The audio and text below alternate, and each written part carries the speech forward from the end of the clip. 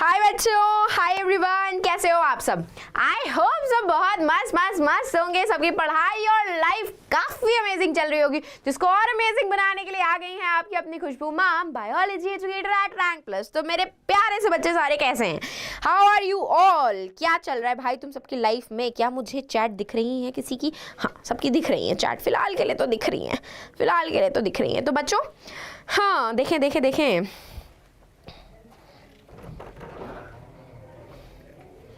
Are we live? Are we live? Are we live?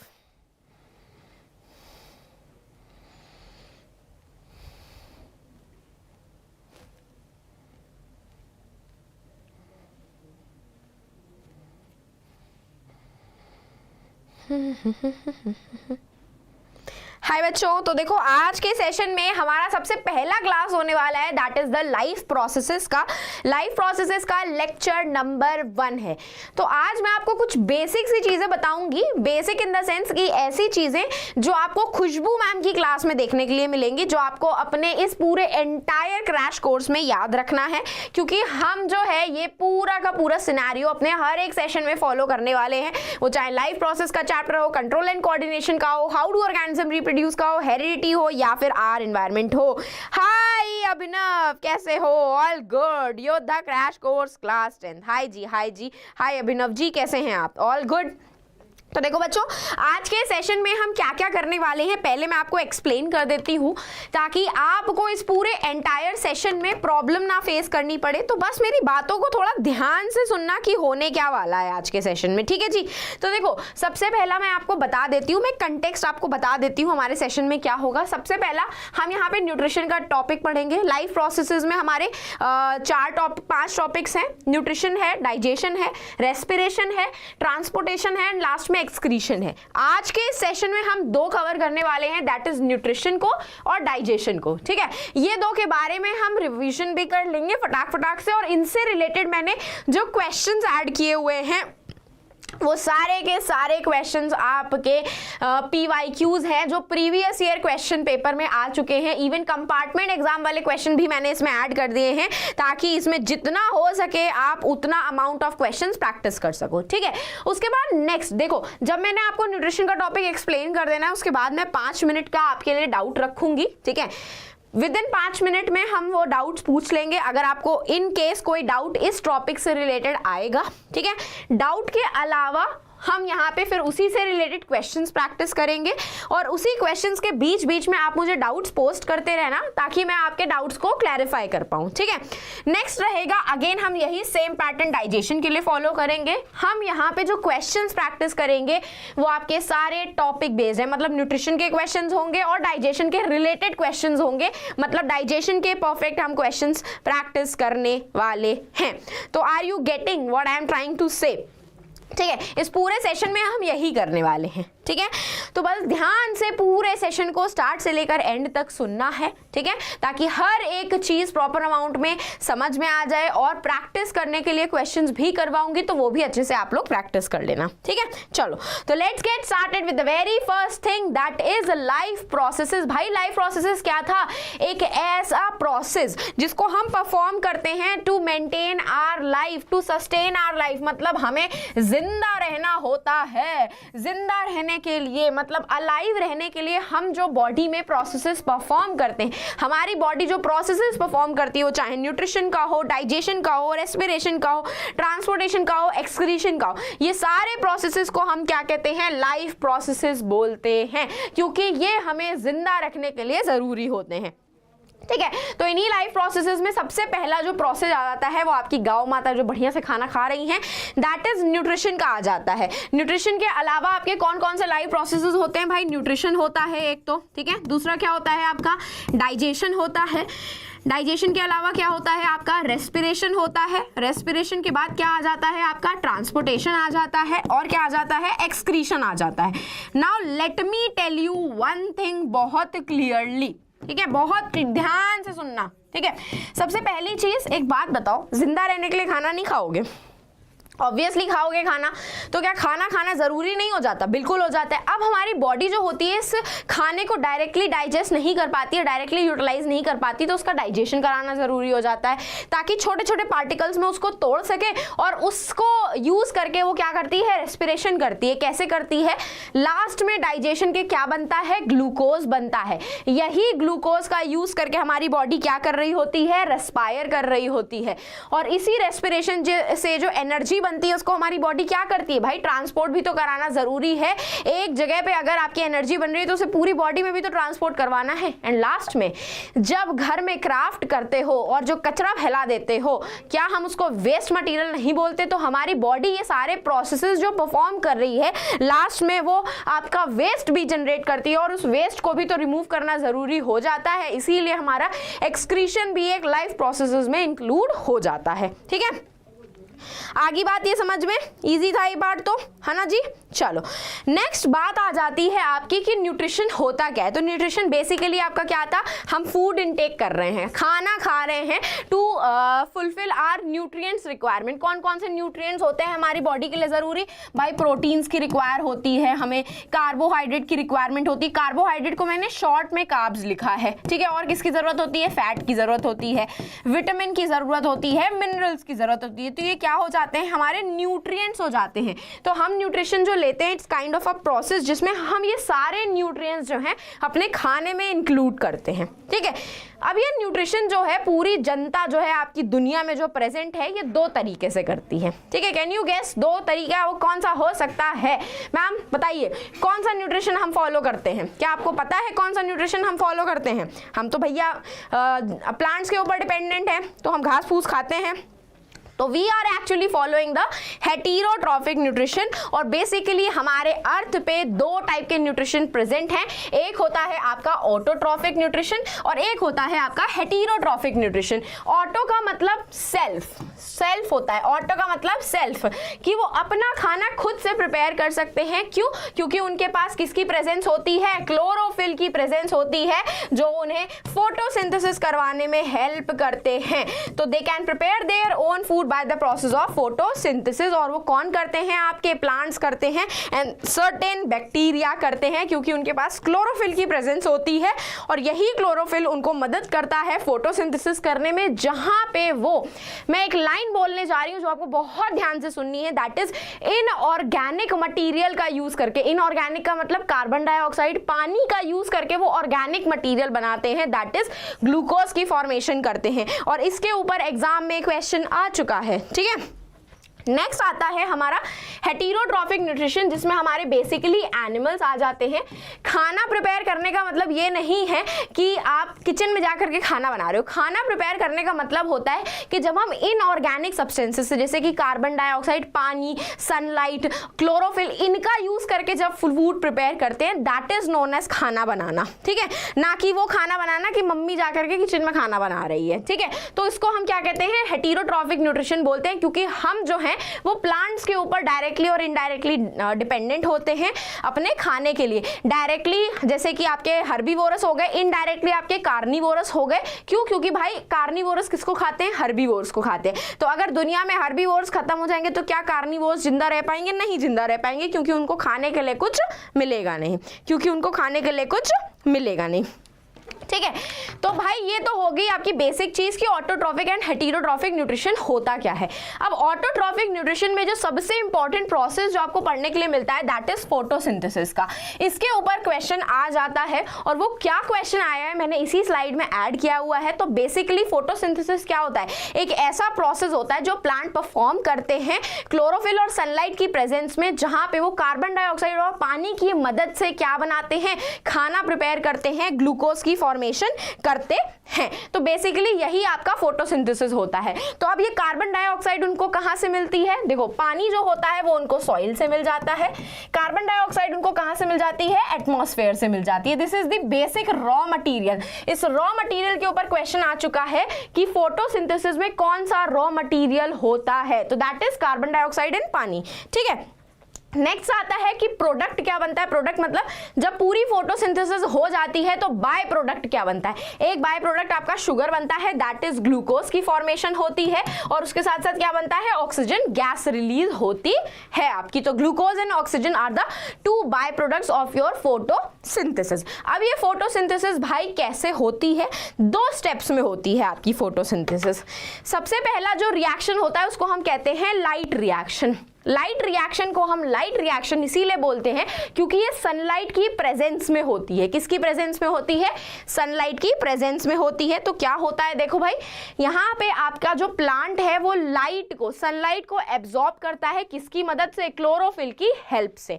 अब यही जो सनलाइट होती है इसको आपका प्लांट क्या करता है, इसी लाइट एनर्जी को, सनलाइट की एनर्जी को वो केमिकल एनर्जी में तोड़ता है। किस में तोड़ देता है, कन्वर्ट कर देता है केमिकल एनर्जी में।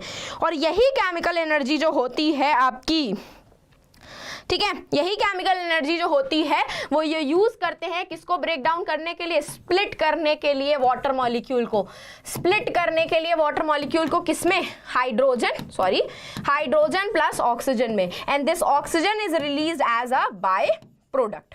ये ऑक्सीजन जो होता है आपके बाय प्रोडक्ट के फॉर्म में रिलीज हो जाता है। अब बात ये आ जाती है कि मैम ये हाइड्रोजन कहाँ जाता है, तो ध्यान से सुनना भाई, ये हाइड्रोजन कहाँ जाता है। ये हाइड्रोजन जो होता है आपके प्लांट्स रिडक्शन रिएक्शन परफॉर्म करने के लिए यूज करते हैं। केमिस्ट्री में आपने रिडॉक्स रिएक्शन पढ़ी हुई है जिसमें वो ऑक्सीडेशन एंड रिडक्शन करते हैं। तो यहाँ पे ये जो हाइड्रोजन होता है ये आपके प्लांट्स क्या करते हैं, कार्बन डाइऑक्साइड को रिड्यूस करते हैं कार्बोहाइड्रेट में। कौन से कार्बोहाइड्रेट में, ग्लूकोज में। और जो एक्सेस अमाउंट में ग्लूकोज बन जाता है उसको आपके प्लांट्स किस में स्टोर करते हैं, in the form of starch. In the form of starch के फॉर्मेट में वो उसे क्या कर देते हैं, स्टोर कर देते हैं।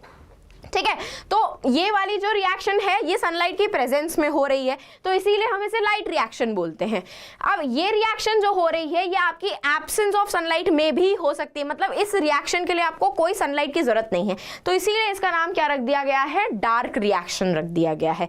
एंड अब जो आपका आने वाला है portion that is very much important. क्यों, क्योंकि इसके ऊपर क्वेश्चन आ चुका है, इसके ऊपर क्वेश्चन आ चुका है कि आपके जो डेजर्ट प्लांट होते हैं वो किस तरीके से फोटोसिंथेसिस करते हैं। और यहां से एक बहुत ही इंपॉर्टेंट कंसेप्ट आता है दैट इज द स्टोमेटा का। Do you know the concept of stomata, just a second, do you know the concept of stomata. बहुत इजी सा है, एक बार एक्सप्लेन कर देती हूं होता क्या है आपका, ठीक है। देखो स्टोमेटा में होता क्या है आप लोगों का, ये जो स्टोमेटा होता है ना उसके पास गार्ड सेल्स की प्रेजेंस होती है, ठीक है। इस तरीके से आपका स्टोमेटा होता है, ठीक है। ये आपके जो बीन शेप्ड सेल्स होते हैं इनको हम क्या कहते हैं, गार्ड सेल्स बोलते हैं, ठीक है। और यही जो स्टोमेटा होता है ना ये प्लांट को किसमें हेल्प करता है, गैसेस के एक्सचेंज कराने में।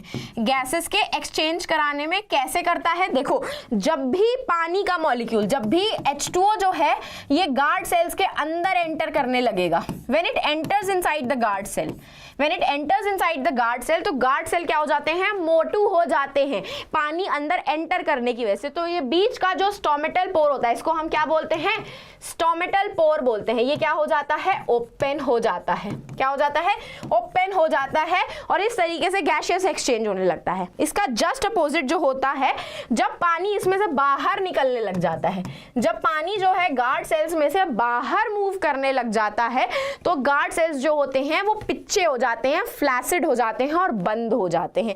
इस तरीके से वो गैसियस एक्सचेंज कंट्रोल करता है। अब ये चीज डेजर्ट प्लांट में कैसे होती है, क्योंकि डेजर्ट प्लांट भाई अगर वो स्टोमेटा दिन में ओपन करके रखेंगे तो गैसेस एक्सचेंज के साथ साथ तो वाटर लॉस भी होगा, ट्रांसपिरेशन भी होगा आपका, और ऑलरेडी वो डेजर्ट में रह रहे हैं तो क्या उन्हें पानी की कमी नहीं होगी, डेफिनेटली होगी। तो क्या करते हैं वो लोग, बहुत सिंपल सी चीज करते हैं कि वो लोग दिन के टाइम पे क्या करते हैं, दिन के टाइम पे सनलाइट एनर्जी ले लेते हैं, उसको केमिकल एनर्जी में कन्वर्ट कर देते हैं, और उसी केमिकल एनर्जी को वो इंटरमीडिएट प्रोडक्ट बना लेते हैं। क्या बना लेते हैं, उसी केमिकल एनर्जी को यूज करके वो क्या बना लेते हैं, एक इंटरमीडिएट प्रोडक्ट बना लेते हैं जिसको हम क्या बोलते हैं, मैलिक एसिड बोलते हैं। क्या बोलते हैं, मैलिक एसिड बोलते हैं। और फिर वो रात में क्या करते हैं, इसी स्टोमेटा को ओपन कर देते हैं, ठीक है, गैसियस एक्सचेंज करने के लिए, और यही कार्बन डाइऑक्साइड जो वो एक्सचेंज कर रहे होते हैं उसी को वो यूज यूज करके इसी मैलिक एसिड को क्या कर देते हैं, ग्लूकोज में कन्वर्ट कर देते हैं। किस टाइम पे, रात में। तो इस तरीके से आपके डेजर्ट प्लांट जो हैं वो क्या करते हैं, आपके गैसियस एक्सचेंज और फोटोसिंथेसिस का प्रोसेस परफॉर्म करते हैं। This is the important topic, exam में पूछा गया है। ठीक है, अब हम बात करेंगे क्वेश्चंस की कि क्या क्वेश्चंस आपके एग्जाम में इससे रिलेटेड आ चुके हैं। तो ध्यान से देखना भाई, देखो मैंने ऑब्वियसली स्निप ऐड की हुई है। क्यों ऐड की हुई है, क्योंकि यही क्वेश्चंस आपके प्रीवियस ईयर क्वेश्चन पेपर के हैं जिससे मैंने ये क्वेश्चंस उठाए हैं। ठीक है, अब देखो उसने क्या बोला कि what is internal energy reserve in plants and animals. Internal energy reserve की बात बोली जा रही है। तो जो आपका ग्लूकोज होता है ना प्लांट्स में, ये जब बहुत ज्यादा बन जाता है तो स्टार्च के फॉर्मेट में स्टोर होता है। किसमें होता है, स्टार्च के फॉर्मेट में स्टोर होता है। किसमें, प्लांट्स में। और अगर मैं बात करूंगी आपके एनिमल्स की, तो एनिमल्स में जो ग्लूकोज बनता है जब वो एक्सेस अमाउंट में होता है तो वो किसके फॉर्मेट में स्टोर होता है, ग्लाइकोजन के फॉर्मेट में। किसके फॉर्मेट में, ग्लाइकोजन के फॉर्मेट में स्टोर होता है। ठीक है जी, नेक्स्ट वो पूछ रहा है how desert plants perform photosynthesis if their stomata remain closed during the day time. And this is 2022 का प्रीवियस ईयर क्वेश्चन पेपर का क्वेश्चन। तो देख रहे हो, अभी जस्ट मैंने आपको बताया था कि डेजर्ट प्लांट किस तरीके से फोटोसिंथेसिस करते हैं। वो दिन के टाइम पे अपना स्टोमेटा क्लोज रखते हैं, बस वो सनलाइट एनर्जी को एब्जॉर्ब करते हैं, उसे केमिकल एनर्जी में कन्वर्ट करते हैं और एक इंटरमीडिएट प्रोडक्ट बना लेते हैं जिसको हम क्या बोलते हैं, मैलिक एसिड बोलते हैं। इसी मैलिक एसिड को वो रात में क्या करते हैं, स्टोमेटा को ओपन करते हैं, कार्बन डाइऑक्साइड अंदर लेते हैं और कार्बन डाइऑक्साइड का यूटिलाइजेशन करके इसी मैलिक एसिड को क्या करते हैं, ग्लूकोज में कन्वर्ट कर देते हैं। ठीक है, इजी था क्वेश्चन। तो इसी तरीके के क्वेश्चन आपके इस एक सेक्शन से आने वाले हैं, दैट इज द न्यूट्रिशन वाला सेक्शन। ठीक है जी, चलो तो नेक्स्ट क्वेश्चन देख लेते हैं। List the events in proper sequence that takes place during the process of photosynthesis. और यहाँ पे जो मैंने आपको dark reaction and light reaction बताई थी उसके सारे स्टेप आपको लिखने हैं कि लाइट रिएक्शन में क्या हो रहा है, आपका एब्जॉर्प्शन ऑफ लाइट एनर्जी हो रही है by the chlorophyll, conversion of light energy into chemical energy, और यही केमिकल एनर्जी का यूज करके आप वाटर मॉलिक्यूल्स को स्प्लिट कर रहे हो इनटू हाइड्रोजन एंड ऑक्सीजन। और डार्क रिएक्शन में आप क्या कर रहे हो, रिडक्शन कर रहे हो कार्बन डाइऑक्साइड का इनटू ग्लूकोज। तो ये एंटायर स्टेप आपको यहाँ पे लिखने पड़ेंगे। ठीक है, इजी था ये क्वेश्चन, बहुत ज़्यादा टफ तो है नहीं भाई। ये क्वेश्चन तो टफ नहीं लगना चाहिए एटलीस्ट, है ना जी, ये क्वेश्चन तो टफ नहीं लगना चाहिए। ठीक है, चलो नेक्स्ट क्वेश्चन आ रहा है। List the steps for the synthesis of glucose by plants, what special feature is found in desert plant related to this procedure. And this is the sample paper question, and this is the sample paper का question जो आपके 2022-23 का जो sample paper है उसका question है। तो again यहाँ पे आपको जो स्टेप्स पूछे हैं जहाँ पे वो ग्लूकोज प्रिपरेशन कर रहा है, तो ग्लूकोज कैसे बनाता है, ऑब्वियसली फोटोसिंथेसिस करके।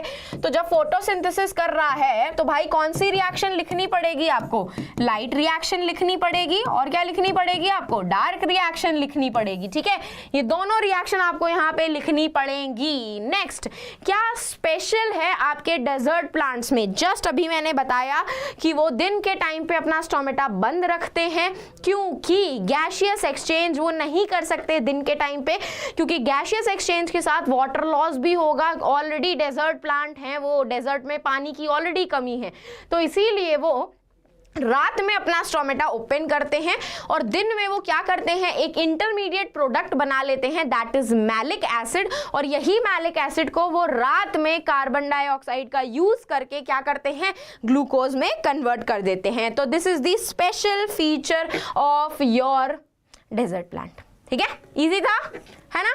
चलो ये वाला क्वेश्चन अभी जब हम डाइजेशन पढ़ेंगे, ये सेकंड वाला क्वेश्चन जब अभी हम डाइजेशन पढ़ेंगे तब सॉल्व करेंगे। ठीक है, ये अभी हम डाइजेशन जब पढ़ेंगे तब सॉल्व करेंगे। ठीक, चलो तो नेक्स्ट क्वेश्चन ये है कि एक प्लांट एक्स है जिसको हमने ग्लास जार में रख दिया है विथ सम लिजर्ड। ओके, ठीक है, तो ये एक बेल जार है हमारा, यहाँ पे हमने रखा है प्लांट ए और यहाँ पे हमने रख दी है लिजार्ड, छिपकली रखी है, ठीक है।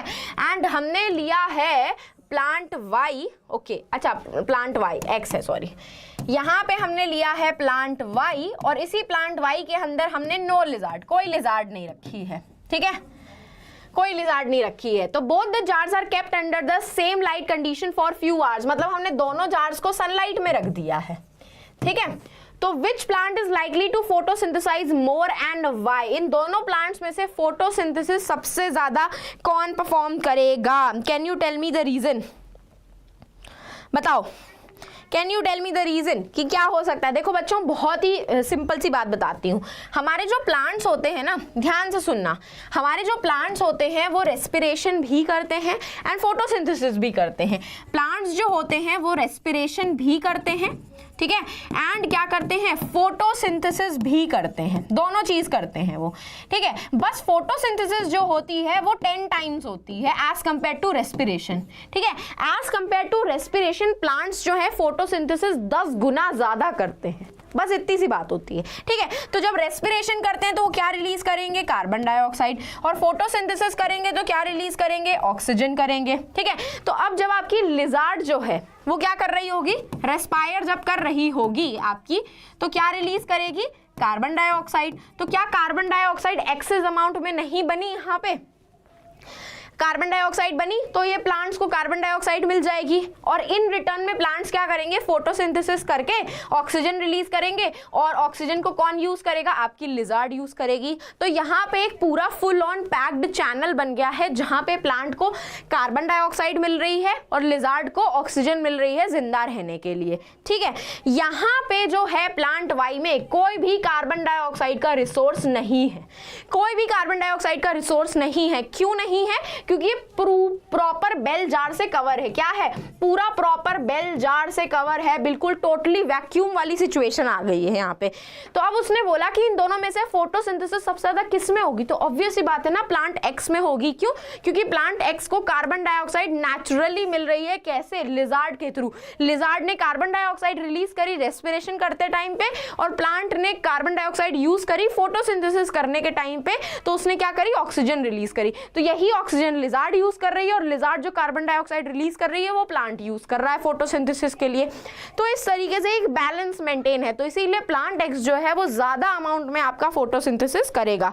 प्लांट वाई भी करेगा, लेकिन तब तक करेगा जब तक इस पूरे क्लोज्ड वैक्यूम कंडीशन में कार्बन डाइऑक्साइड प्रेजेंट होगी। जब तक प्रेजेंट होगी तब तक वो करेगा, जब खत्म हो जाएगी तो वो नहीं करेगा, मर जाएगा। धीरे धीरे करके भाई खत्म तो हो ही जाएगा, क्योंकि फोटोसिंथेसिस नहीं हो रही है।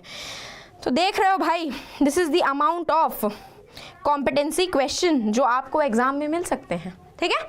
मस्त सा क्वेश्चन था। It is also a sample paper question. Last year CBSE ने एक एडिशनल प्रैक्टिस पेपर रिलीज किया था, उसका क्वेश्चन है ये, ठीक है। चलो, तो let's start with the heterotrophic nutrition. की हेटेरोट्रॉफिक न्यूट्रिशन क्या होता है? अब भाई हेटेरोट्रॉफिक न्यूट्रिशन वो ऑर्गेनिज्म परफॉर्म करते हैं जो अपना खाना खुद प्रिपेयर नहीं कर सकते by the process of photosynthesis. ऐसे ऑर्गेनिजम्स को हम क्या बोलते हैं? क्या बोलते हैं ऐसे ऑर्गेनिज्म को? हेटेरोट्रॉफ्स बोलते हैं।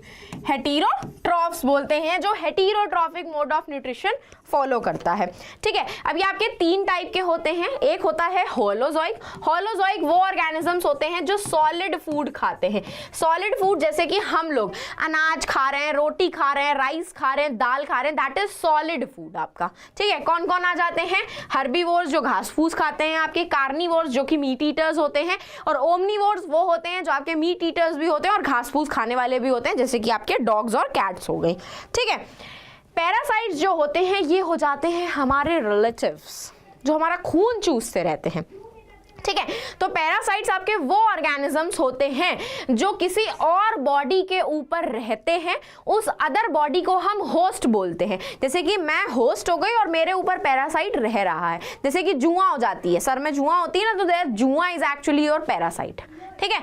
ये पैरासाइट क्या करती हैं? आपको किल नहीं करती हैं, they don't kill you but they suck the blood, वो आपसे आपका न्यूट्रिशन चुराती रहती हैं लेकिन आपको बिना मारे। तो parasitic nutrition is a kind of nutrition where organism live inside और outside the body of host, derives its nutrition without killing the host, without killing the host.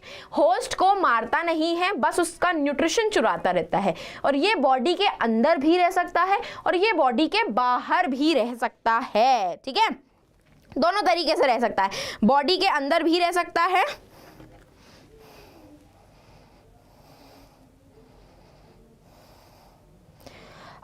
Ma'am तुम्हारा वो नहीं दिख रहा। हाय सुमन,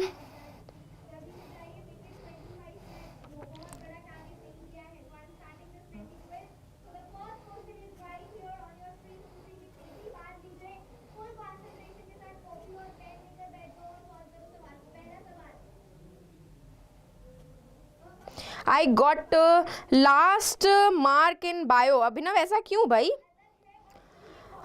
सुमन घोष जी, हाँ जी, क्या पूछ रही हैं आप? I got bad marks in science. Okay okay okay ma'am,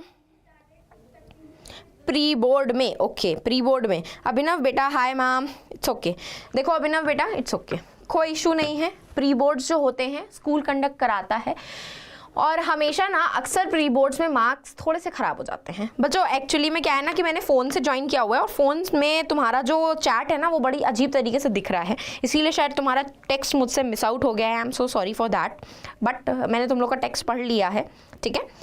तो बच्चों देखो, मैं एक बात बता देती हूँ, प्री बोर्ड्स में बहुत नॉर्मल है मार्क्स कमाना, क्योंकि प्री बोर्ड्स जो होते हैं ना वो स्कूल कंडक्ट कराते हैं और वो बहुत ही टफ करवाता है, ताकि तुम लोग ओवर कॉन्फिडेंस में ना आओ और ओवर कॉन्फिडेंस में ना आकर के तुम पढ़ाई ही ना करो भाई बोर्ड्स के लिए, तो कुछ नहीं होता उससे, ठीक है। बस तुम अपने पेस में अच्छे से पढ़ाई करते रहो। मैं रिवीजन करा रही हूँ, हर एक चीज़ को रिवाइज करो, क्वेश्चंस प्रैक्टिस करो। सेशन एंड होने के बाद भी आपको क्वेश्चंस मिलेंगे प्रैक्टिस करने के लिए, आपके रैंक प्लस ऐप पे ही अवेलेबल होंगे जहाँ से आप मेरा सेशन अटेंड कर रहे हो। बस उन क्वेश्चंस को प्रैक्टिस करो। मैं पूरी तरीके से श्योर हूँ तुम योद्धा हो, हमेशा रहोगे और सच में बोर्ड में फोड़ करके आओगे, ठीक है।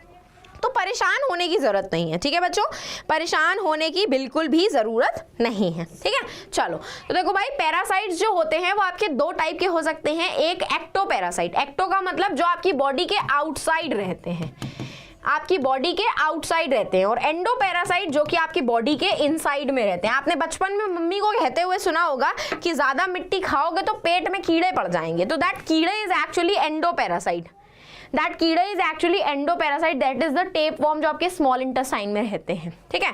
और एक्टोपैरासाइट वो होते हैं जो आपके बॉडी के ऊपर रहते हैं, जैसे कि जुआ हो गई, लाइसेस हो गई, लीचेस हो गई, आपकी जोंक हो गई, तो वो सब जैसे जोंक की तरह हमारे रिश्तेदार हमसे चिपक जाते हैं ना, दैट इज जोंक, ठीक है। लास्ट आ जाता है आपका saprophytic nutrition, and this is the important, this is the important question, क्योंकि यहाँ से आपके 2022 एंड 23 का जो प्रीवियस ईयर क्वेश्चन पेपर है इससे एमसीक्यू आया हुआ है कि कौन सा ऐसा ऑर्गेनिज्म होता है जो डाइजेशन खाने का अपने बॉडी के बाहर करता है और फिर न्यूट्रिशन को एब्जॉर्ब करता है। तो वो आपके सेप्रोफाइट्स होते हैं। सेप्रोफाइट्स वो ऑर्गेनिज्म होते हैं जो डेड एंड डिकेइंग मैटर के ऊपर फीड करते हैं। They feed on dead and decaying matter, सड़े गले मैटर के ऊपर फीड करते हैं और अपना खाना जो है वो अपने बॉडी के बाहर डाइजेस्ट करते हैं। They digest the food outside the body और फिर उससे वो न्यूट्रिशन चुराते हैं, फिर उसको गेन करते हैं। और सेप्रोफाइट्स का सबसे कॉमन एग्जाम्पल है आपका फंगस।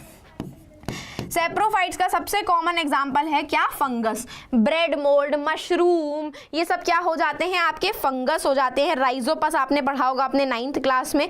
ये सब क्या हो जाते हैं? आपके फंगस हो जाते हैं। सेप्रोफिटिक न्यूट्रिशन फॉलो करते हैं, जो खाना जो है डेड एंड डिकेइंग मैटर के ऊपर फीड करते हैं, अपना खाना बॉडी के बाहर डाइजेस्ट करते हैं और फिर उसको एब्जॉर्ब करते हैं। ठीक है बच्चों, अब अगर तुम लोगों को इस पार्ट में कोई भी डाउट है तो तुम लोग मुझसे पूछ सकते हो। ठीक है, तुम लोग पूछ सकते हो इसमें से।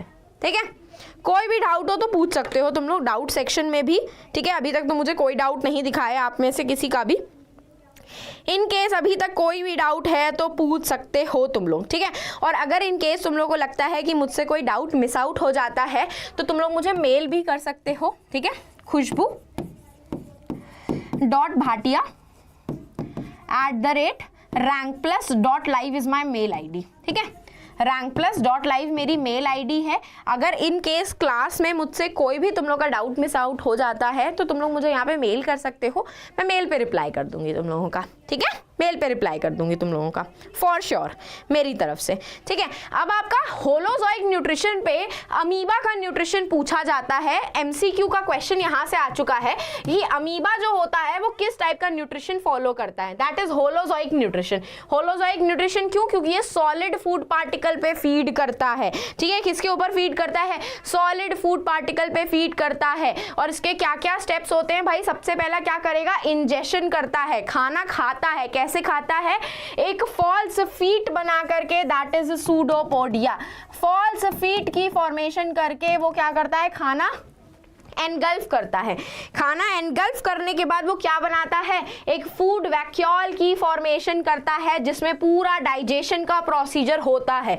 अब ये पूरा डाइजेशन हो जाने के बाद उसकी बॉडी क्या करती है? एब्जॉर्प्शन करती है उस डाइजेस्ट किए हुए खाने को, और एब्जॉर्प्शन करने के बाद अमीबा अपने आप को साइज में क्या करता है? ग्रो करता है, और इस प्रोसेस को हम एसिमिलेशन बोलते हैं।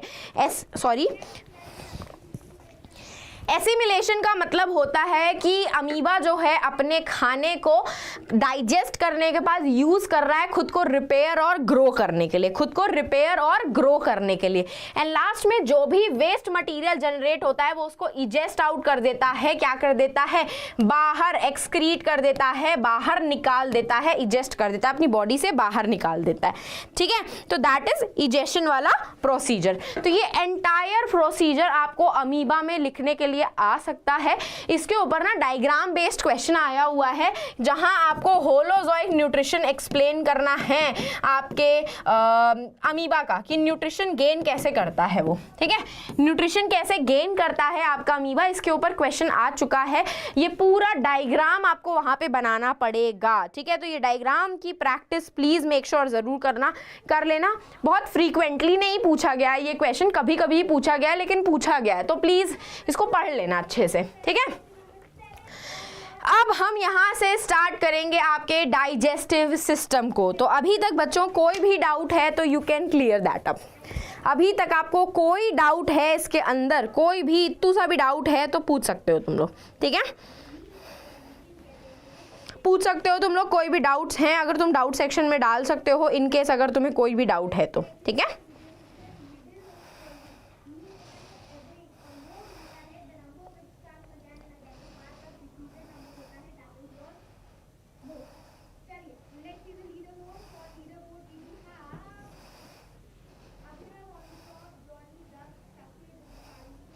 आई थिंक सो बच्चों को अभी तक कोई भी डाउट नहीं है, ठीक है। तो चलो एक काम करते हैं, हम डाइजेशन वाले पार्ट से स्टार्ट करते हैं, जस्ट पानी पी करके थोड़ा सा, ठीक है, थोड़ा सा पानी पी करके।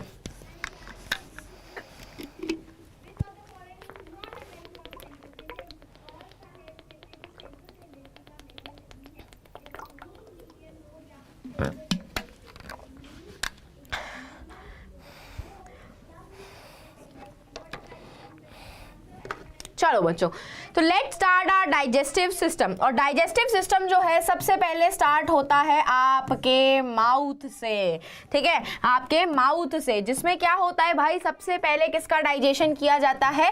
स्टार्च का डाइजेशन किया जाता है। अब जब भी खाना खाते हो तो आपके जो टीथ होते हैं वो टीथ क्या करते हैं? उसको क्रश करते हैं, मैकेनिकली क्रश करते हैं। एंड मैकेनिकली क्रश करने के बाद जो आपकी टंग होती है वो आपके फूड को किसके साथ मिक्स करती है? सलाइवा के साथ मिक्स करती है। सलाइवा के साथ, जिसको सिक्रीट कौन करता है? आपके सलाइवरी ग्लैंड्स सिक्रीट करते हैं। सलाइवरी ग्लैंड्स के अंदर क्या, सलाइवा के अंदर कौन सा एंजाइम प्रेजेंट होता है? सलाइवा के अंदर एंजाइम प्रेजेंट होता है सलाइवरी एमाइलेज। ये सलाइवरी एमाइलेज प्रेजेंट जो होता है आपका, ये आपके स्टार्च का क्या करता है? ब्रेक डाउन करता है। किसमें ब्रेक डाउन करता है? माल्टोज में तोड़ता है इसे, और क्या बनाता है? डेक्स्ट्रिन की फॉर्मेशन करता है। तो यहां से आपका एक MCQ आ चुका है कि खाने का डाइजेशन जो है सबसे पहले कहाँ से स्टार्ट होता है। तो खाने का जो डाइजेशन है वो आपके माउथ से स्टार्ट होता है, जहां पे आपका स्टार्च का ब्रेकडाउन करता है salivary amylase into maltose and dextrin. अब ये जो खाना जो होता है ये आपका कहाँ जाता है, ईसोफेगस के अंदर। किसके अंदर जाता है, ईसोफेगस के अंदर जाता है, जिसको हम क्या बोलते हैं, फूड पाइप बोलते हैं। और फूड पाइप के अंदर दैट इज ईसोफेगस के अंदर, ठीक है, किसके अंदर, ईसोफेगस के अंदर there will be no digestion, there will be no digestion. और यहाँ से आपका एक MCQ आ चुका है कि कौन सा ऐसा पार्ट होता है एलिमेंट्री कैनाल में जहाँ पे किसी भी तरीके का डाइजेशन नहीं होता, दैट इज द ईसोफेगस, है ना। और ईसोफेगस में कौन सी मूवमेंट होती है, पेरिस्टाल्टिक मूवमेंट होती है, पेरिस्टाल्सिस मूवमेंट होती है, जिसके थ्रू खाना जो है आपका माउथ से कहाँ मूव कर जाता है, आपके टम्मी के अंदर, आपके स्टमक के अंदर, ठीक है। और जब आपका ईसोफेगस से खाना, ठीक है, जब आपका ईसोफेगस ये बना हुआ है, ठीक है, ये ईसोफेगस यहाँ से कनेक्टेड है आपका, ठीक है, ये जो ईसोफेगस है यहाँ से जो कनेक्टेड है, यहाँ पे एक मसल प्रेजेंट होती है जिसको हम क्या बोलते हैं, स्फिंक्टर मसल बोलते हैं। ये स्फिंक्टर मसल जो है ना खाने की एग्जिट कंट्रोल करती है जब आपका खाना ईसोफेगस से स्टमक में जाता है। तो ये पेरिस्टाल्सिस मूवमेंट ना एक तरीके से अर्थवॉर्म की मूवमेंट होती है। केचुआ देखा, केचुआ जो अर्थवॉर्म होता है कैसे आगे पीछे स्प्रिंग की तरह मूवमेंट करता है, तो that movement is known as peristalsis movement. अब ये खाना तुम्हारा कहाँ पहुंच गया, स्टमक के अंदर पहुंच गया। स्टमक के अंदर ये जो खाना होता है ये क्या होता है, डाइजेस्ट होना शुरू होता है फर्दर अमाउंट में। स्टमक के अंदर क्या प्रेजेंट होते हैं, गैस्ट्रिक ग्लैंड्स प्रेजेंट होते हैं। ये गैस्ट्रिक ग्लैंड्स 3 तरीके की चीजें सिक्रीट करते हैं। क्या सिक्रीट करते हैं, एक तो ये हाइड्रोक्लोरिक एसिड सिक्रीट करते हैं, एक ये म्यूकस सिक्रीट करते हैं, और एक ये क्या सिक्रीट करते हैं, पेप्सिन सिक्रीट करते हैं। तो हाइड्रोक्लोरिक एसिड जो होता है इसका 2 काम होता है। हाइड्रोक्लोरिक एसिड पहला काम करता है माइक्रो ऑर्गेनिजम्स को किल करने का, मारने का, और दूसरा काम जो होता है हाइड्रोक्लोरिक एसिड आपके पेप्सिन को एक्टिवेट करता है कि भाई उठ जा धप्पा मार करके कि अब तेरे डाइजेशन का काम आ चुका है। तो पेप्सिन जो होता है बेसिकली पेप्सिन, पी से पेप्सिन एंड पी से ये क्या करता है, प्रोटीन का पार्शियल डाइजेशन करता है। क्या करता है, प्रोटीन का पार्शियल डाइजेशन करता है। पार्शियल डाइजेशन का मतलब क्या होता है, पार्शियल डाइजेशन का मतलब होता है कि प्रोटीन को आधा अधूरा तोड़ना, पूरी तरीके से ब्रेक डाउन नहीं करता है सिंपल कंपाउंड्स में, आधा अधूरा सिंपल कंपाउंड में तोड़ता है वो उसको, ठीक है। अब एक बात बताओ, हाइड्रोक्लोरिक एसिड काफी तेज एसिड है, तो इस तेज एसिड से बचाने के लिए हमारे स्टमक में क्या प्रोड्यूस होता है, म्यूकस प्रोड्यूस होता है, जो हमारे स्टमक की इनर लाइनिंग को, स्टमक की इनर वॉल्स को क्या करता है, प्रोटेक्शन प्रोवाइड करता है, ठीक है। क्योंकि हाइड्रोक्लोरिक एसिड जो होता है बहुत ही ज्यादा कोरोसिव होता है, इससे हमारी स्टमक की जो अंदर की वॉल्स होती है ना वो खराब हो सकती हैं, हमें पेट में अल्सर्स हो सकते हैं, छाले हो सकते हैं। तो उससे बचाने के लिए म्यूकस होता है जो हमारी inner lining of the stomach को प्रोटेक्ट करता है फ्रॉम द हाइड्रोक्लोरिक एसिड, ठीक है। अब एक बात बताओ, हमारा खाना कैसा हो गया, एसिडिक हो गया क्योंकि हाइड्रोक्लोरिक एसिड प्रेजेंट है उसमें। अब ये जो खाना होता है आपका ये जाता है आपका कहाँ पे, स्मॉल इंटेस्टाइन में। ये खाना जाता है आपके स्मॉल इंटेस्टाइन में, और स्मॉल इंटेस्टाइन में जाने के बाद भाई अब पेनक्रियास के एंजाइम को एक्टिवेट करवाना होता है हमें, और पेनक्रियास के जो एंजाइम्स होते हैं वो आपके एसिडिक एनवायरनमेंट में एक्टिवेट नहीं होते हैं। तो हमारी बॉडी में ऐसा क्या होता है जिसकी वजह से पेनक्रियास के जो एंजाइम्स हैं वो एक्टिवेट हो जाएं। तो भाई पेनक्रियास के एंजाइम एक्टिवेट होने से पहले लिवर जो होता है आपका, लिवर जो होता है वो क्या करता है, बाइल जूस की सिंथेसिस करता है। क्या करता है, बाइल जूस की सिंथेसिस करता है। ध्यान से सुनो, वापस से सुनो, बाइल जूस की सिंथेसिस करता है, और बाइल जूस को स्टोर जो है वो कौन करता है, गॉल ब्लैडर करता है। कौन करता है, गॉल ब्लैडर करता है। तो सिंथेसाइज करने का काम आपका कौन करता है, लिवर करता है, लेकिन उसको स्टोर करने का काम गॉल ब्लैडर करता है। फिर गॉल ब्लैडर से ये रिलीज होता है और आपके खाने में जाता है, किस में जाता है, स्मॉल इंटेस्टाइन में जाता है आपका बाइल जूस, जिसका 2 काम होता है। एक तो आपके फूड को एसिडिक से क्या बना देना, एल्कलाइन बना देना आपके खाने को। और आपके खाने के अंदर जो बड़े बड़े लार्ज फैट ग्लोब्यूल्स होते हैं, क्या होते हैं, लार्ज फैट ग्लोब्यूल्स होते हैं, उसका ब्रेक डाउन करना इनटू स्मॉल फैट ग्लोब्यूल्स में, छोटे छोटे फैट के पार्टिकल्स में तोड़ने का काम करता है आपका क्या, बाइल जूस। इस प्रोसेस को हम क्या बोलते हैं, इमल्सिफिकेशन ऑफ फैट बोलते हैं, जहां पे वो बड़े बड़े लार्ज फैट ग्लोब्यूल्स को छोटे छोटे स्मॉल फैट ग्लोब्यूल्स में तोड़ता है आपका। ठीक है, ये हो गया आपका इमल्सिफिकेशन ऑफ फैट। और अब आपका खाना क्या हो चुका है, एल्कलाइन हो चुका है। और इसी एल्कलाइन मीडियम में, अब इसी एल्कलाइन मीडियम में क्या होते हैं, आपका जो पेनक्रियाज होता है, पेनक्रियाटिक एंजाइम्स होते हैं, वो क्या हो जाते हैं, एक्टिवेट हो जाते हैं। क्या हो जाते हैं, एक्टिवेट हो जाते हैं। और वो 3 तरीके के एंजाइम सिक्रीट करता है, एक एमाइलेज, एक ट्रिप्सिन और एक करता है वो लाइपेज। ठीक है, एक करता है वो लाइपेज। ठीक है, अमाइलेज जो होता है वो आपके कार्बोहाइड्रेट का फर्दर डाइजेशन करता है, फर्दर डाइजेशन करता है। ट्रिप्सिन जो होता है वो प्रोटीन को फर्दर ब्रेक डाउन करता है। प्रोटीन पहले स्टमक में ब्रेक डाउन हो चुका था, जो ऑलरेडी ब्रेक डाउन प्रोटीन है उसको और फर्दर ब्रेक डाउन करता है उसका। ठीक है, और उसके बाद मैं बात करूं लाइपेज की, तो लाइपेज अभी बाइल जूस ने फैट को छोटे छोटे पार्टिकल्स में तोड़ा था, उन छोटे छोटे पार्टिकल्स को और तोड़ने का काम कौन करता है, लाइपेज करता है। तो ये फैट के डाइजेशन में मदद करता है। अब आखिरी में आपके स्मॉल इंटेस्टाइन के एंजाइम्स रिलीज होते हैं, जो आपके पूरे खाने को कंप्लीट डाइजेस्ट कर देते हैं। क्या करते हैं, पूरे खाने को कंप्लीट डाइजेस्ट कर देते हैं। ठीक है, और ये कंप्लीट डाइजेशन जो होता है, कार्बोहाइड्रेट जो होता है वो ग्लूकोज में कन्वर्ट हो जाता है, प्रोटीन्स जो होते हैं वो अमाइनो एसिड्स में कन्वर्ट हो जाते हैं, और आपका जो फैट होता है वो फैटी एसिड एंड ग्लिसरॉल में कन्वर्ट हो जाता है। ठीक है, फैटी एसिड एंड ग्लिसरॉल में कन्वर्ट हो जाता है आपका। ठीक है, ये हो गया पूरा डाइजेशन आपका। अब ये सारा डाइजेस्टेड खाना जो है आपका कहाँ जाता है, एंटर करता है विलाई के अंदर, जो कि स्मॉल इंटेस्टाइन में प्रेजेंट होती है। इसको हम क्या बोलते हैं, फिंगर लाइक प्रोजेक्शंस बोलते हैं। ठीक है, क्या बोलते हैं, फिंगर लाइक प्रोजेक्शंस बोलते हैं। इन्हीं विलाई के अंदर जो होती हैं बहुत सारी क्या प्रेजेंट होती हैं, ब्लड वेसल्स प्रेजेंट होती हैं।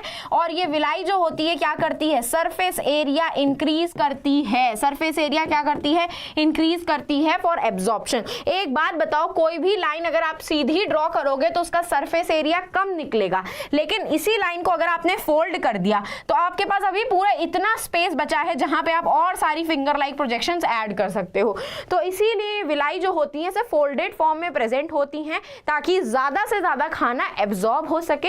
ये खाना एब्जॉर्ब होकर के ब्लड वेसल्स में जाता है, ब्लड वेसल्स के थ्रू ये पूरी बॉडी में आपका ट्रांसपोर्ट कर दिया जाता है। क्या कर दिया जाता है, पूरी बॉडी में आपका ट्रांसपोर्ट कर दिया जाता है। तो इस तरीके से आपका कंप्लीट डाइजेशन बॉडी में परफॉर्म किया जाता है। दिस इज द डाइजेशन का एंटायर प्रोसेस। ठीक है बच्चों, अब अगर कोई डाउट है तो आप इन बिटवीन में मुझसे पूछ सकते हो, क्योंकि अब हम स्टार्ट करने वाले हैं आपके क्वेश्चंस। तो सबसे पहला क्वेश्चन जो हमने यहाँ पे एक मिस आउट किया था, दैट इज दिस वाला, सेकंड वाला ऑप्शन। तो बता सकते हो सेकंड वाले ऑप्शन में क्या होगा, सलाइवरी एमाइलेज क्या कर रहा था आपका, हाँ जी, what is the salivary amylase was doing? Explain the role of enzyme in the process of digestion. salivary amylase क्या कर रहा था आपका, सलाइवरी एमाइलेज आपके स्टार्च का डाइजेशन कर रहा था। ठीक है, और उसको ब्रेक डाउन कर रहा था किसमें, माल्टोज में और डेक्स्ट्रिन में, माल्टोज में और उसको डेक्स्ट्रिन में तोड़ रहा था। ठीक है, पेप्सिन क्या कर रहा था, पेप्सिन कर रहा था आपके प्रोटीन का डाइजेशन। पेप्सिन क्या कर रहा था, प्रोटीन का डाइजेशन कर रहा था।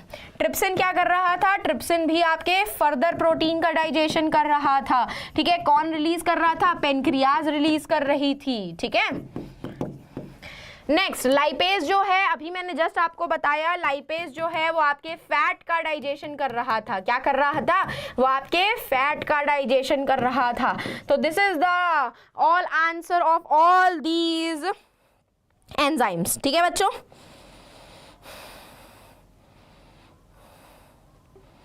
आ गया समझ में? इजी है ये तो पार्ट भाई, है ना। चलो तो अब हम नेक्स्ट क्वेश्चंस और अगेन करते हैं। अभी मैंने और क्वेश्चंस ऐड किए हुए हैं, ठीक है, ये रहा। देखो अब आपको यहाँ पे उसने डायग्राम बेस्ड क्वेश्चन पूछा है कि study the diagram of the alimentary canal of man and label the parts A B and C, write the name of the enzyme present in each labelled part. तो ये क्या है आपका buccal cavity है, ये आपका क्या है माउथ लिखेंगे हम, बकल कैविटी भी नहीं लिखेंगे। ए क्या है आपका माउथ है, ठीक है।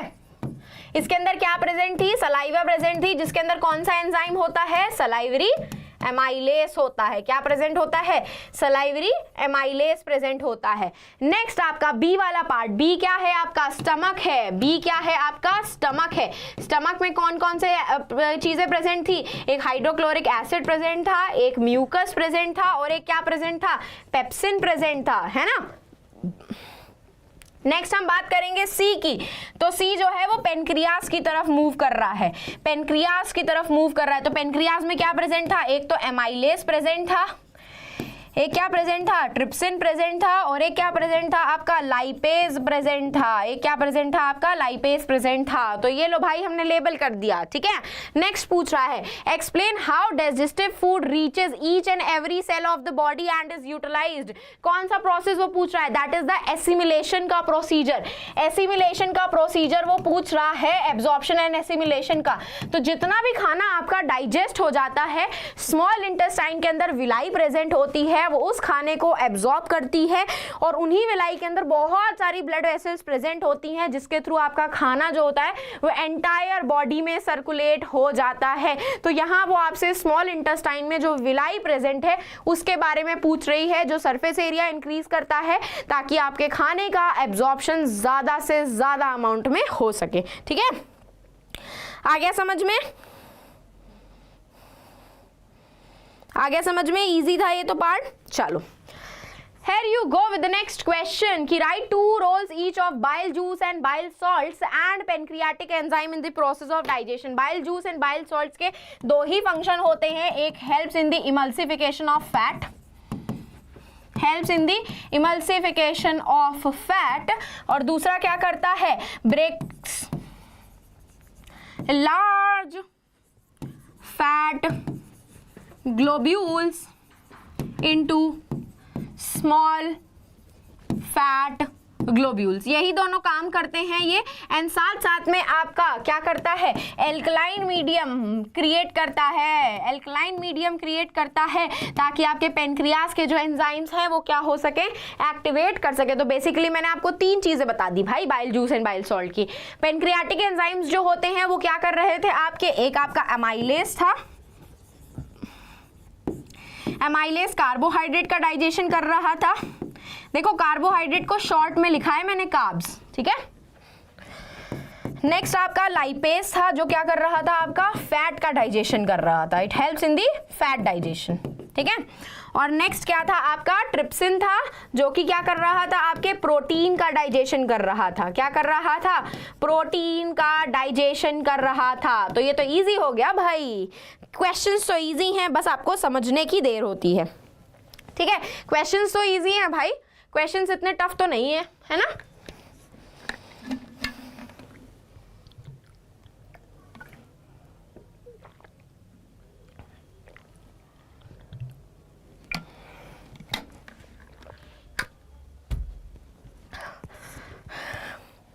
चलो तो let's get started with the next question. With the help of an activity explain the action of saliva on the food we eat. तो भाई पता है तुम्हें क्या करना है, बहुत ही सिंपल सा क्वेश्चन है ये, ठीक है।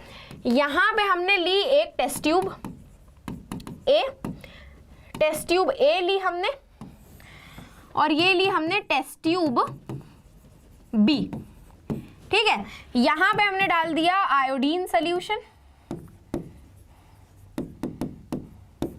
ठीक है, और कुक्ड राइस डाल दी। कुक्ड राइस के अंदर क्या प्रेजेंट होगा, स्टार्च प्रेजेंट होगा, ठीक है। और क्या डाल दिया हमने, आयोडीन सोल्यूशन डाल दिया, ठीक है। यहां पे हमने कुक्ड राइस भी डाली ठीक है, कुक्ड राइस भी डाली और साथ साथ में अपना सलाइवा भी डाल दिया, साथ में अपने सलाइवा भी डाल दिया। यहाँ पे कोई सलाइवा की प्रेजेंस नहीं थी, यहाँ पे कोई सलाइवा की प्रेजेंस नहीं थी कुक्ड राइस वाले में। यहाँ पे हमने आयोडीन सोल्यूशन भी ऐड किया, यहाँ पे भी हम आयोडीन सोल्यूशन टेस्ट करेंगे, ठीक है, यहाँ पे भी हमने आयोडीन सोल्यूशन ऐड किया। तो अब मुझे ये बताओ कि दोनों में से आयोडीन सोल्यूशन कौन सा पॉजिटिव देगा? तो no doubt iodine solution test tube A देगा। क्यों? क्योंकि भाई कुक्ड राइस के साथ हमारा सलाइवा भी प्रेजेंट है। सलाइवा ने क्या किया? उसके अंदर सलाइवरी एमाइलेज प्रेजेंट था। इस सलाइवरी एमाइलेज ने आपके स्टार्च का ब्रेक डाउन कर दिया। तो जब आपका स्टार्च ब्रेक डाउन हो गया है तो वो आयोडीन टेस्ट कैसे पॉजिटिव देगा? कोई ब्लू ब्लैक कलर आपको नहीं दिखेगा, क्योंकि आयोडीन टेस्ट जो होता है वो हम स्टार्च के लिए, स्टार्च की कंफर्मेशन के लिए ही परफॉर्म करते हैं, ठीक है। और यहाँ पे आपको आयोडीन टेस्ट पॉजिटिव दिखेगा क्योंकि यहाँ पे कोई सलाइवा की प्रेजेंस नहीं थी, कुक्ड राइस का कोई उसके अंदर जो स्टार्च प्रेजेंट था डाइजेशन नहीं हुआ था। तो इस तरीके की एक्टिविटी आपको यहाँ पे फ्रेम करनी पड़ेगी, है ना जी, है ना, इस तरह की एक्टिविटी आपको यहाँ पे फ्रेम करनी पड़ेगी। Next, why is bile juice important in the process of digestion? भाई अभी जस्ट बताया था, helps in the emulsification of fat, helps in the emulsification of fat. दूसरा क्या कर रहा था, है ना, आपका एल्कलाइन मीडियम क्रिएट कर रहा था ताकि आपके पेनक्रियास के जो एंजाइम है वो क्या हो जाएं, एक्टिवेट हो जाएं, फर्दर डाइजेशन में मदद करें, है ना जी। तो यही जो प्रोसेसेस हैं अगर परफॉर्म नहीं होंगे तो भाई पेनक्रियास के एंजाइम भी एक्टिव नहीं होंगे तो प्रॉपर अमाउंट में डाइजेशन भी खाने का परफॉर्म नहीं हो पाएगा, ठीक है। तो this is the importance of your bile juice in the process of digestion, ठीक है। चलो, moving on to the next question, give reason why herbivorous animals have longer small intestine than carnivorous. तो भाई हर्बीवोरस एनिमल्स क्या खाते हैं? आपके plants खाते हैं। प्लांट्स के अंदर क्या प्रेजेंट होता है? सेल्यूलोज प्रेजेंट होता है, and cellulose take long time to digest, it takes long time to digest, जिसकी वजह से उनके अंदर स्मॉल इंटेस्टाइन जो होती है काफी लंबी होती है। कार्निवोरस एनिमल्स कुक्ड खाना खाते हैं, उसमें सेल्यूलोज की प्रेजेंस नहीं होती है, तो इसीलिए हमारी कार्निवोरस के अंदर स्मॉलर इंटेस्टाइन होती है, छोटी स्मॉल इंटेस्टाइन होती है एज कंपेयर टू हर्बीवोरस जिसमें काफी लंबी सी स्मॉल इंटेस्टाइन होती है। Although pepsin and trypsin are both protein digesting enzyme, yet they differ from each other, justify this statement by giving one difference between them. तो pepsin जो होता है वो क्या होता है? वो आपके एसिडिक मीडियम में एक्टिवेट होता है, ये आपका एसिडिक मीडियम में एक्टिवेट होता है। जबकि अगर मैं बात करूं आपके ट्रिप्सिन की, तो ट्रिप्सिन किस में एक्टिवेट होता है? एल्कलाइन मीडियम में एक्टिवेट होता है, it activates in alkaline medium. तो this is the basic difference between pepsin and trypsin, this is the basic difference between pepsin and trypsin. Are you getting my point? Easy है ये part तो, है ना जी। चलो, moving on to the next question. देखो भाई again वही सलाइवा वाला क्वेश्चन आ गया है कि test tube A and B लिया है हमने, ठीक है। चलो, हमने ले लिया एक टेस्ट ट्यूब ए और एक हमने ले लिया टेस्ट ट्यूब बी, ठीक है भाई। Each 1 ml of starch solution, यहाँ पे 1 ml ऑफ क्या डाल दिया हमने? स्टार्च सोल्यूशन डाला है हमने, यहाँ पे भी 1 ml स्टार्च सोल्यूशन डाला है, and leave both the test tube undisturb for and 1 ml of saliva to test tube, okay. दोनों में हमने ईच कंटेनिंग 1 ml ऑफ, दोनों में ही हमने स्टार्च सोल्यूशन डाला है, इसमें भी हमने स्टार्च सोल्यूशन डाला है 1 ml और इसमें भी हमने स्टार्च सोल्यूशन डाला है, ठीक है।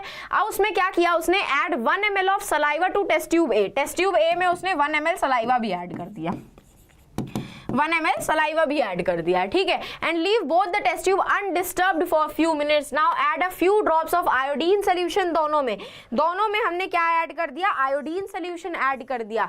तो अब दोनों में से आयोडीन सोल्यूशन पॉजिटिव किस में देगा? Which one of the two test tube change the colour? Right the change colour observed in this test tube. देखो भाई टेस्ट ट्यूब बी में आपका, टेस्ट ट्यूब बी जो है आपकी, it will show the blue black colour, ये आपका blue black colour show करेगी, ठीक है। It will show the blue black colour. और जबकि test tube B there will be no change in colour, no change in colour, या फिर आपका क्या देगी, ब्राउन कलर देगी, it will show the brown colour, ठीक है, it will show the brown colour. क्यों भाई, क्योंकि भाई यहाँ पे आपका स्टार्च सोल्यूशन के साथ साथ उसने सलाइवा डाल दिया। क्यों, तो स्टार्च सोल्यूशन को सलाइवा ने क्या कर दिया, डाइजेस्ट कर दिया, उसको माल्टोज एंड डेक्स्ट्रिन में तोड़ दिया। तो यहाँ पे आयोडीन सोल्यूशन कोई पॉजिटिव रिजल्ट नहीं देगा।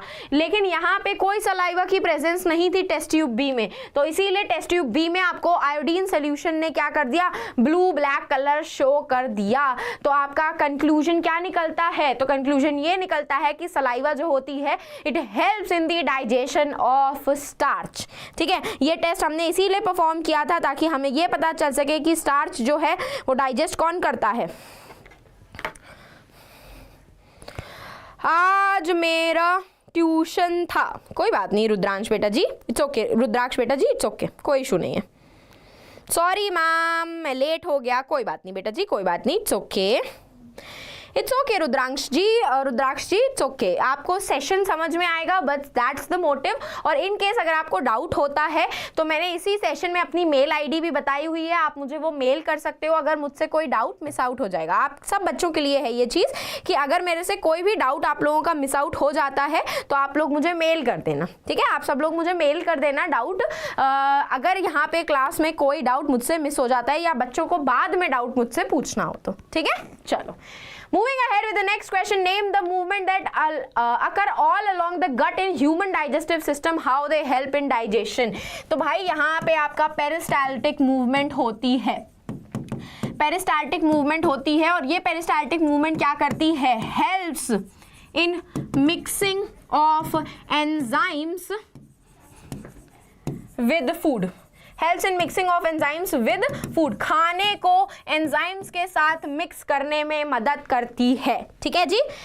And where is bile juice stored in human body, list 2 roles in bile juice. Bile juice को सिंथेसाइज करने का काम करता है आपका लिवर, लेकिन उसको स्टोर करने का काम कौन करता है, गॉल ब्लैडर करता है। Gall bladder helps in the storage of bile juice, और अभी बताया था helps in the emulsification of fat, और आपके खाने को एल्कलाइन बनाता है एसिडिक से, ताकि आपके पेनक्रियास के जो एंजाइम्स हैं वो क्या हो सके, एक्टिवेट हो सके, और प्रॉपर अमाउंट में आपका खाना क्या हो सके, फर्दर डाइजेस्ट हो सके, ठीक है। चलो, तो this is the case based question, name the glands present in buccal cavity and right the components of food on which the secretion of these glands act upon. तो बक्कल कैविटी, यहाँ पे mouth की बात हो रही है, और mouth में कौन सा ग्लैंड प्रेजेंट होता है, सलाइवरी ग्लैंड प्रेजेंट होता है, जो कि क्या कौन सा एंजाइम सिक्रीट करता है, सलाइवरी एमाइलेज की सिंथेसिस करता है, और ये सलाइवरी एमाइलेज क्या करता है, आपके कार्बोहाइड्रेट्स का डाइजेशन करता है, कार्बोहाइड्रेट का डाइजेशन करता है। कौन सा कार्बोहाइड्रेट होता है, वो स्टार्च होता है, स्टार्च का डाइजेशन करता है, ठीक है। 2 organs have a sphincter muscle at their exit। एक तो देखो भाई स्टमक होता है जिसमें आपका स्फिंक्टर मसल प्रेजेंट होती है, कि जब आपका ईसोफेगस से खाना स्टमक में आता है तो ईसोफेगस और स्टमक के बीच में एग्जिट पॉइंट पे प्रेजेंट होती है, और एक आपकी एनस में प्रेजेंट होती है जो आपके इजेशन को कंट्रोल करती है कि खाना कब आपका एग्जिट होने वाला है, इजेस्ट होने वाला है, ठीक है जी। तो ये है stomach and anus. What will happen if mucus is not secreted by the gastric gland, no protection, there will be no protection of stomach wall from hydrochloric acid. हमारी जो स्टमक है वो अपने आप को प्रोटेक्ट नहीं कर पाएगी हाइड्रोक्लोरिक एसिड से, यही तो था म्यूकस का role. Villi are absent in small intestine, there will be no food absorption, there will be no food absorption, खाने का एब्जॉर्प्शन ही नहीं होगा अगर आपके स्मॉल इंटेस्टाइन में विलाई की एब्सेंस होगी, ठीक है। आ गया समझ में। चलो, दिस इज द 2023-24 का प्रीवियस ईयर क्वेश्चन पेपर। देखो उसने एक्सपेरिमेंट बोला है डिजाइन करने के लिए कि carbon dioxide is essential for photosynthesis and right the observation and conclusion of the experiment. बच्चों इसी एक्टिविटी बेस्ड क्वेश्चन पे अभी मैंने रिसेंटली में एक सेशन लिया था, ठीक है। अभी सेशन जो है वो आज ही शाम को 5:30 बजे लाइव हुआ है। उसमें मैंने सारे एक्टिविटी बेस्ड क्वेश्चन बहुत डिटेल में समझाए हुए हैं, तो प्लीज मेक श्योर करना कि आप वो यूट्यूब पे जाकर के एक बार चेकआउट जरूर कर लो, क्योंकि वो सेशन आपको बहुत हेल्प करने वाला है। आज शाम को 5:30 बजे गया था वो, ठीक है। मैक्स टू मैक्स 30 मिनट का सेशन है, 1.5x पे लगा करके देख लेना, आपको डेफिनेटली हेल्प मिलेगी, ठीक है।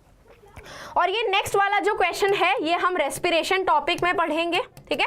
ये रेस्पिरेशन का जो टॉपिक है आपका आगे आने वाली सैटरडे क्लास में होने वाला है। आपको सैटरडे की क्लास होगी सेम टाइमिंग पे, जहां पे हम रेस्पिरेशन, ट्रांसपोर्टेशन और एक्सक्रीशन का टॉपिक कंप्लीट करेंगे। ये तो तीनों टॉपिक बहुत ज़्यादा इंपॉर्टेंट होने वाले हैं, क्योंकि इन तीनों टॉपिक के ऊपर सबसे ज़्यादा मैक्सिमम अमाउंट ऑफ क्वेश्चन आते हैं डाइजेशन को इंक्लूड करके। तो प्लीज़ मेक श्योर करना कि आप वो सेशन भी अच्छे से अटेंड कर लो, ठीक है। Oh, so this is the end of our session। तो बच्चों आई होप अब आप लोगों को सब कुछ समझ में आया होगा। इन केस आप में से किसी का डाउट है कुछ भी तो आप मुझसे अभी पूछ सकते हो। सेशन ऑलमोस्ट एंड हो चुका है। अभी तक मैंने जो न्यूट्रिशन एंड डाइजेशन के बारे में आपको बताया उसमें कोई भी आपको डाउट है आप मुझे चैट सेक्शन में पूछ सकते हैं। और अगर इन केस आपको लगता है कि अभी डाउट क्लियर नहीं हो पाएगा या अभी कोई डाउट आपको नहीं भी आ रहा है तो मैं आपको मेरी मेल ID प्रोवाइड कर देती हूँ, दैट इज खुशबू, एक मिनट जस्ट अ सेकेंड, ये रही मेरी मेल ID khushbu.bhatia@rankplus.live।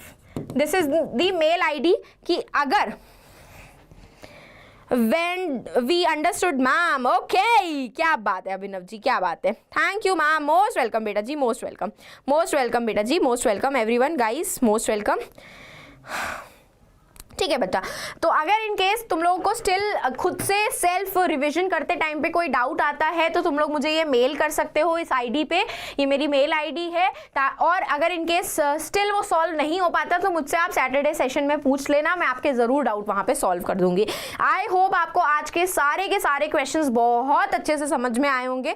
एंड बच्चों लेट मी टेल यू, इसके नोट्स भी आपको वेबसाइट यहाँ पे रैंक प्लस के ऐप पे अवेलेबल हो जाएंगे। एंड साथ साथ में उसी के जस्ट बगल में आपके DSA chapter wise self analyser की एक PDF भी अपलोड हो गई ही होगी सेशन के बाद, जहां पे आपको इन्हीं 2 टॉपिक के ऊपर एक्स्ट्रा क्वेश्चंस मिलेंगे प्रैक्टिस करने के लिए। तो उसको एक बार गो थ्रू जरूर करना, चेकआउट कर लेना कि क्या आपको वो सारे क्वेश्चन सॉल्व हो रहे हैं कि नहीं हो रहे हैं। कोई उनमें डाउट होगा तो हम नेक्स्ट सेशन में उनको डिस्कस भी कर लेंगे, ताकि आपको आगे आने वाले सेशंस में प्रॉब्लम ना हो या आपको बोर्ड्स में प्रॉब्लम ना हो, ठीक है बच्चों, ठीक है। एंड आपकी एक्टिविटी बेस्ड क्वेश्चंस जो हैं आज मैंने YouTube पे 5:30 बजे पढ़ाया था, वो session max to max 30 minute का है। सच्ची में 30 मिनट के अंदर सारे एक्टिविटी बेस्ड क्वेश्चन आपके सॉल्व हो जाएंगे, तो उसे भी देख लेना आप लोग एक बार जा करके। YouTube से भी अपडेटेड रहिए क्योंकि वहाँ पे भी काफ़ी सेशंस जा रहे हैं। इन केस आपके डाउट हो जाते हैं और क्वेश्चन प्रैक्टिस करने तो आप वहाँ से भी कर सकते हो, ठीक है बच्चों। चलो तो ऑल द वेरी बेस्ट, अच्छे से पढ़ाई करो, फोड़ो भाई और मजे करो, ठीक है लाइफ के। चलो भाई बच्चों, बाय बाय।